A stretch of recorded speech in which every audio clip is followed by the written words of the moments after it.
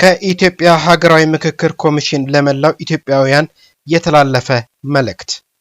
በሀገራችን ኢትዮጵያ ለመጀመሪያ ጊዜ እየተከናወነ ያለውና ሁሉም ኢትዮጵያውያን ሀገራዊ ፋይዳ ባላቸው እጅግ መሰረታዊ ሀገራዊ ጉዳዮች ላይ በጋራ የሚመካከሩበት ታሪካዊ የሀገራዊ ምክክር ጉባኤ እንዲሳካ ዜጎች ራሳቸውን ከሐሰተኛ መረጃ በመጠበቅና በኮሚሽኑ ላይ ሙሉ እምነት በማሳደር ድጋፋቸውን አጠናክረው እንዲቀጥሉ የኢትዮጵያ ሀገራዊ ምክክር ኮሚሽን ጥሪ ያቀርባል።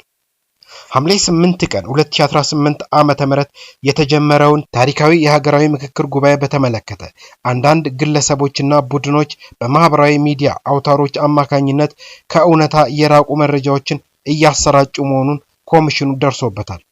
ኮሚሽኑ የመናገር ነፃነትን ሙሉ በሙሉ የሚያከብር ገለልተኛ ተቋም እንደመሆኑ ገንቢ የሆኑ ሐሳቦችንና ውይይቶችን የሚቀበል ቢሆንም ሰፊው የኢትዮጵያ ሕዝብ በሐሰተኛ መረጃ እንዳይታለል አስፈላጊውን ክትትል በማድረግ ለሕዝብ ይፋ ለማድረግ ይገደዳል።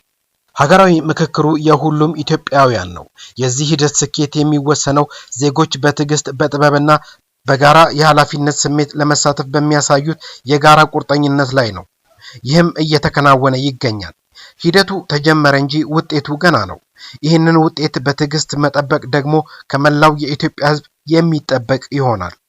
ሐምሌ 8 ቀን 2018 ዓ.ም የተጀመረው የሀገራዊ ምክክር ጉባኤ ኮሚሽኑ ባወጣቸው የአሰራር ሂደቶች መሰረት እየተከናወነ ይገኛል።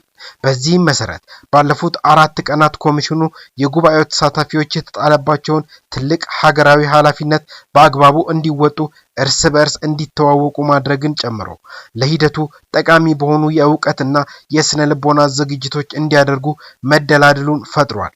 ይህም የሀገራዊ ምክክር ጉባኤው አንድ አካል መሆኑ ሊታወቅ ይገባል። ይህ እየሆነ ባለበት አንዳንድ ግለሰቦችና ቡድኖች በማህበራዊ መገናኛ ዘዴዎች ኮሚሽኑ ምክክሩን ለመጀመር እክል እንደገጠመው የተሳሳተ መረጃ ሲያሰራጩ ተመልክተናል።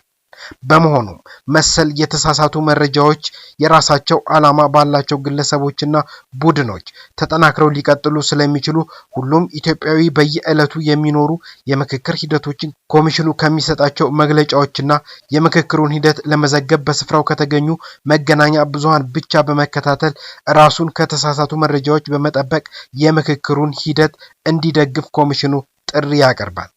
የኢትዮጵያ ሀገራዊ ምክክር ኮሚሽን ሐምሌ 12 ቀን 2018 ዓ.ም